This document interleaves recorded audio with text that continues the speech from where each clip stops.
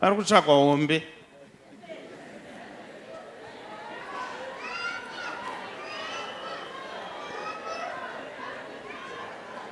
Kupi?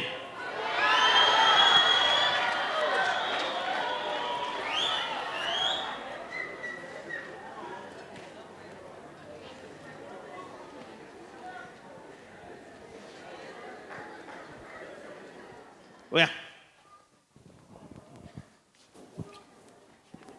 Unobeta mari bazo. Zvosiyana because pamwe pacho ndinoona $5 ndezvo zvimapisi job zvekusakwerera vanhu mayadhi. Ena unomira kumberi. Uya tete.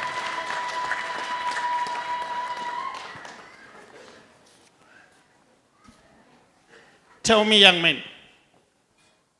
Unenge uchibeta chii? Let's say kana kuchitamba kana kuti Chelsea neMan U.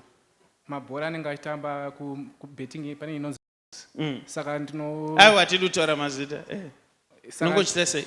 Saka ndakasakura muyadhi mwevanhu ndakashanda kana $5 kana $10. Ndomba ndanobeta.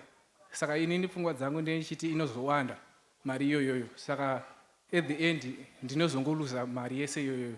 Ndakashanda kune kwandiri kugadha. Ndane almost 7 months. Kutaura chokwadi handina kana trousers kana boots yangu yandakatenga. Zvandakatopfeka ndakangopiwa nevanhu. Ndaipiwa $100 but handina kana musi 1 wandakazvitengera mari yese iyoyo ndaingoisa kubetting kokoko. Pana ndiri kuchikoro ini ndakaita zvechikoro zveaccounts.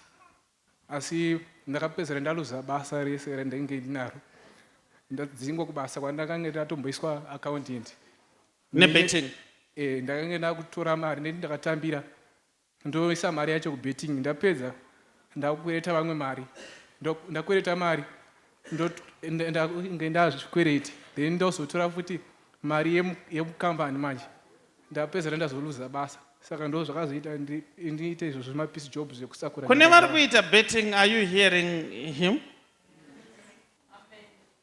Zvokuti unoramba uchirasikirwa nemari. But tell me now, chaurida ndikubatsire chii? Because ndova ndachiita pana. Chandiri kuda kuti ndisiye zvekutobheta zvangu chose. Wakumbira chinhu chakanaka. Dai wanga uri munhu dai wati ndokumbira kuti ndiwine betting.